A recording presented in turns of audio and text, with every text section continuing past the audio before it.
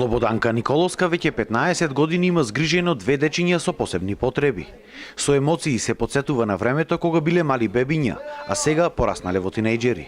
Вели дека најмногу во нивниот развој им помогнала посетата на дневниот центар Дзуница во Прилеп, каде учат како подобро да се социјализираат.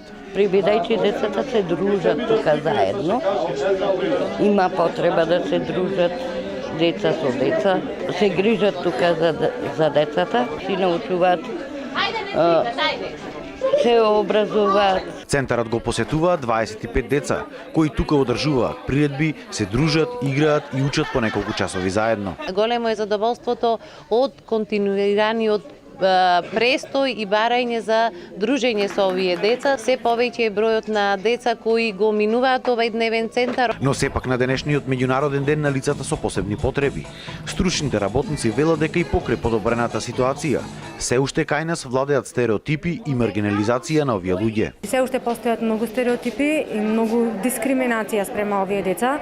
Значи подигнато е нивото на свест спрема тоа што било порано, меѓутоа сепак мислам дека треба се уште да се работи на тоа, да се подига свеста и да се вклучуваат овие деца се повеќе и повеќе во општествениот живот. Многу често се наидува на тоа да бидат избегнувани од останатите луѓе во општествената заедница.